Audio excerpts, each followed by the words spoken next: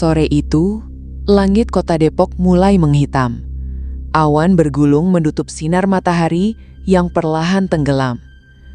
Udara lembat bercampur bau asap kendaraan memenuhi jalanan. Indra melajukan motornya dengan wajah letih. Ia baru pulang dari Bogor setelah bekerja paruh waktu di sebuah minimarket.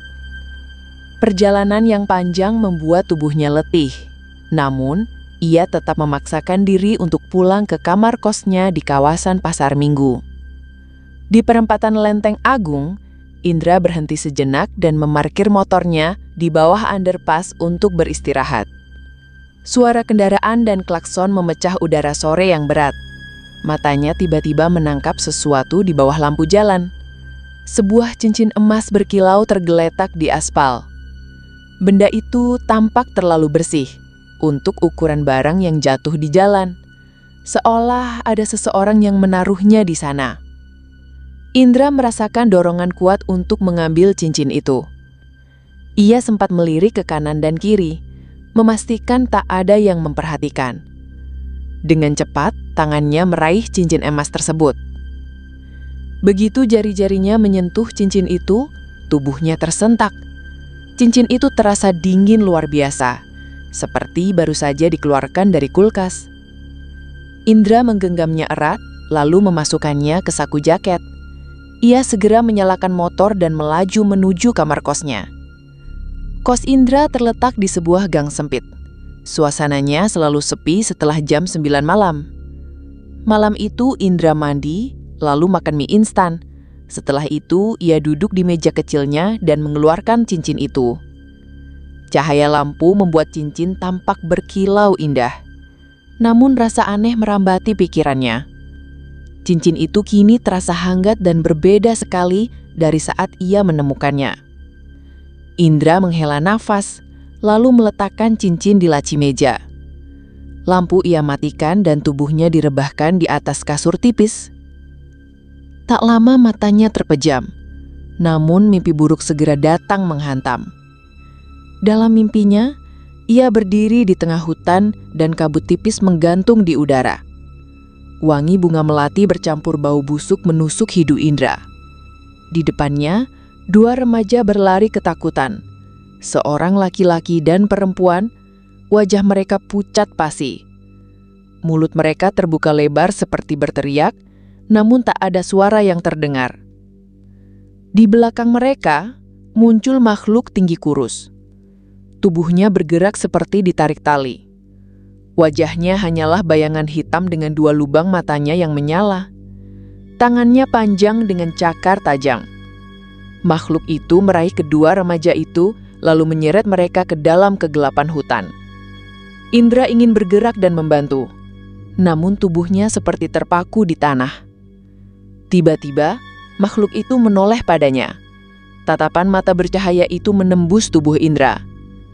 Suara serak terdengar menggema di kepalanya. "Kembalikan cincin itu, atau kau berikutnya." Indra terbangun dengan tubuh basah oleh keringat.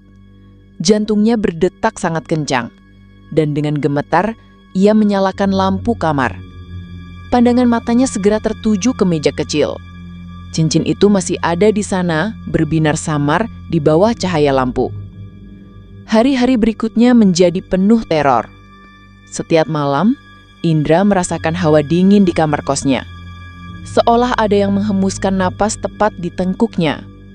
Rambut di lehernya seringkali berdiri tanpa sebab. Ia sering menoleh cepat, namun hanya dinding kosong yang menyambutnya. Terkadang ia mendengar langkah kaki di luar kamar, seperti seseorang berjalan pelang di atas kerikil. Namun saat ia membuka jendela, tidak ada siapapun di luar. Yang ada hanya bayangan pohon pisang bergoyang ditiup angin. Mimpi buruk itu terus berulang. Hutan berkabut, dua remaja dan makhluk kurus menyeramkan.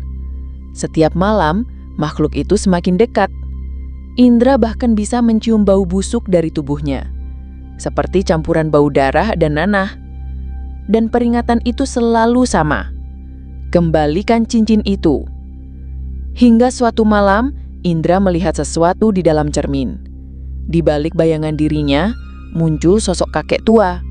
Wajahnya kurus penuh luka, matanya cekung dan gelap. Mulutnya tersenyum mengerikan dengan gigi hitamnya tampak retak dan busuk. Kakek itu berkata dengan suara serat, "Buang cincin itu, anak muda, sebelum semuanya terlambat." Indra terkejut dan menoleh ke belakang. Kamarnya tetap kosong, tak ada siapapun. Namun hawa mencekam mengisi setiap sudut dinding kamarnya. Ia segera berlari ke arah meja dengan tangan gemetar meraih cincin. Dengan terburu-buru ia memasukkannya ke dalam dompet. Dalam hatinya, ia berkata bahwa besok cincin itu akan dikembalikan. Namun rasa ragu masih menghantuinya. Malam itu ia tidak bisa tidur. Setiap suara kecil terdemar mengancam. Tetesan air dari keran membuatnya gelisah. Dan suara derit kayu seakan berbisik. Bayangan di sudut kamar terasa hidup. Dan cincin itu berkilau samar di dalam dompetnya seakan menunggu sesuatu terjadi. Indra hanya bisa memeluk dirinya sendiri di atas ranjang dengan mata yang enggan terpejam. Teror itu kini semakin nyata, dan malam terasa terlalu panjang untuk ia lewati.